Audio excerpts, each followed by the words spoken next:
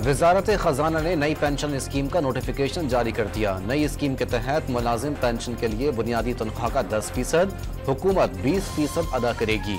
Scheme जुलाई 2024 के बाद भर्ती होने वाले सिविल, 2025 के बाद भर्ती होने वाले फौजी मुलाजमीन पर लागू होगी।